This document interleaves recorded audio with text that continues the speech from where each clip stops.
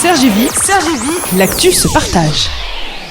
Donc on est alors avec Marc Denis, secrétaire de vous êtes toujours secrétaire de Europe Écologie Les Verts Sergi Pontoise et ancien vice-président de la communauté d'agglomération qui était en charge justement de traitement des déchets et de politique de l'énergie.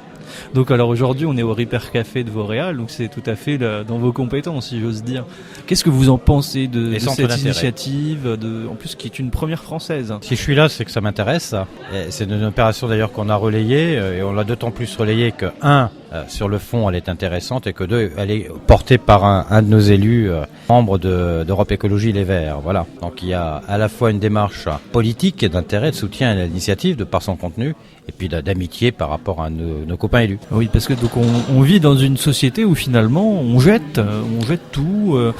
L'arrivée du téléphone mobile d'ailleurs, on est l'illustration parfaite. En quelques années, notre appareil est dépassé. Alors on rachète. Tous les constructeurs n'ont pas les mêmes chargeurs. Il n'y a pas de normes. Peut-être que ça commence à évoluer là-dedans. Il n'y a pas de normes, donc on jette en permanence. C'est vraiment un vrai problème.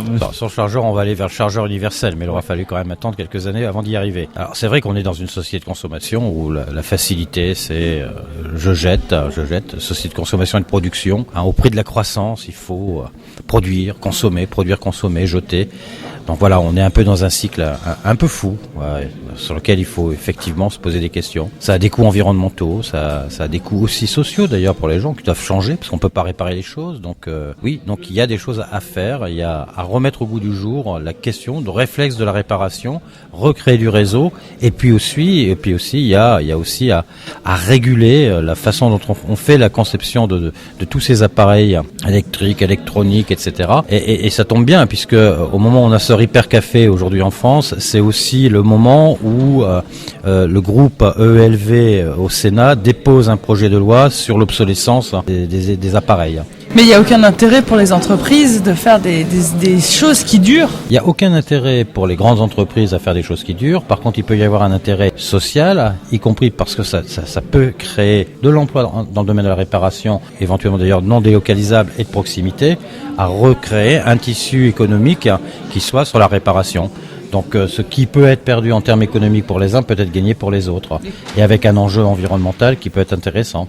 Et comment faire comprendre et économique, et aussi économique. Je vous rappelle par exemple que dans beaucoup d'appareils électriques et électroniques, c'est le cas, on a aujourd'hui des matières premières qui coûtent très cher, ce qu'on appelle les terres rares, qui se font là aussi, leur nom est évocateur, mais sur lequel on a une grosse tension au niveau international, puisque le plus gros des terres rares, c'est produit en Chine, et on sent bien qu'on a une tension sur le marché des terres rares, le prix est en train de flamber, et ça va être un des prochains enjeux, y compris dans l'électronique, de voir ces composants chimiques, ces composés chimiques. Dont certains qui coûtent très cher. Très cher. Il y a de l'or dans nos appareils. Il y a de l'or, il y a du platine, il y a des tas de choses qui valent cher. Et puis il y a des tas de choses aussi qui sont extrêmement dangereuses, du cadmium, etc., qu'on retrouve, y compris après dans l'environnement. Aujourd'hui, vous êtes venu faire réparer quelque chose ? Non, je ne suis pas venu faire réparer quelque chose. Il n'y a pas très longtemps d'ailleurs, petite anecdote au passage, j'avais une imprimante qui a à peine 2 ans d'âge, qui est tombée en panne.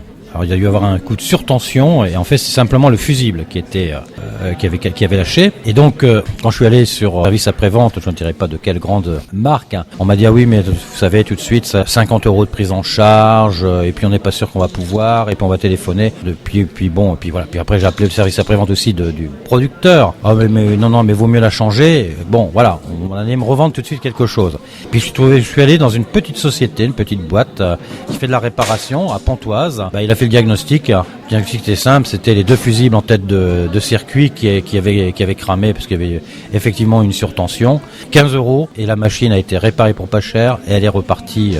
Et vous faites travailler le local. Et j'ai fait travailler, voilà. Et l'obsolescence programmée, c'est véridique, c'est pas un mythe un peu quelque part parce que quand on voit des sujets à la télé là-dessus, les grands groupes se défendent en disant mais on n'a aucun intérêt à faire des choses qui vont mourir très vite, qui vont être très vite obsolètes. Donc il faut bien comprendre qu'en fait, de la part des grands groupes industriels, on est passé d'une économie de l'équipement à une économie du renouvellement. C'est le cas sur la voiture, c'est le cas sur l'électroménager, c'est le cas sur l'audiovisuel. Donc on a eu ces grandes entreprises se sont développées à une époque sur, il y avait rien et le marché était ouvert parce qu'il fallait équiper les gens. Aujourd'hui, les gens sont équipés. Et donc on est uniquement dans une logique de renouvellement. Donc qui dit renouvellement dit un cycle industriel qui va être beaucoup plus court. Donc si on veut garder un certain niveau de marché, il est évident que les groupes industriels ont intérêt à faire des choses qui durent pas trop longtemps, c'est de l'obsolescence technologique, mais n'oublions pas aussi qu'on a aussi une autre forme d'obsolescence dont on parle assez peu, qui est de l'obsolescence sociétale, c'est-à-dire à travers les effets de mode, à travers les faux besoins que l'on crée auprès des gens, pour leur dire, vous savez, votre téléphone, ça fait ringard, ça ne vous donne pas tous les services que vous pourriez avoir. D'ailleurs, généralement, services dont on utilise à peine, 10, 20, 30% des fonctionnalités qu'on peut avoir sur un certain nombre d'équipements. Donc on a un double phénomène d'obsolescence qu'il faut pas oublier. L'obsolescence technologique est une réalité. Il y a des gens qui travaillent à dire, à la limite, c'est bien que ça lâche au bout de quelques années, parce que comme ça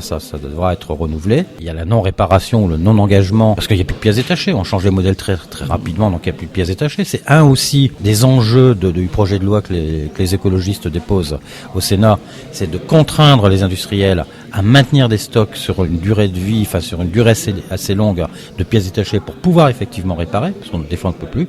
Et puis il y a l'obsolescence culturello-sociétale, où on essaie de nous faire croire qu'on n'est plus au dernier cri, qu'il faut absolument changer, il faut, voilà.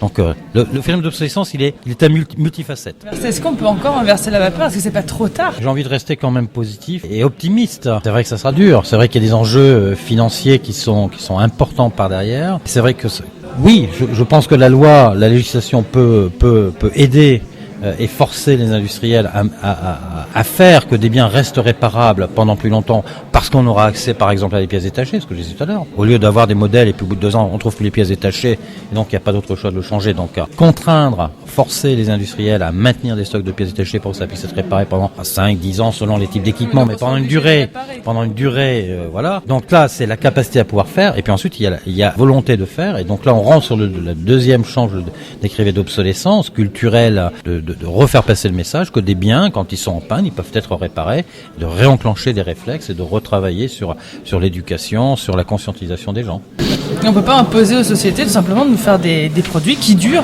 qu'on n'ait pas besoin de réparer au bout de 2 ans dès que la garantie est terminée. C'est l'enjeu du projet de loi. Alors on rentre, y compris d'ailleurs dans des démarches d'éco-conception, faire des produits qui soient les moins consommateurs d'énergie, par exemple, qui soient les plus résistants, les plus solides sur le plan technologique. Oui, on peut essayer de contraindre, voilà, ça c'est une possibilité. Après, un appareil finit toujours par moment de tomber en rade.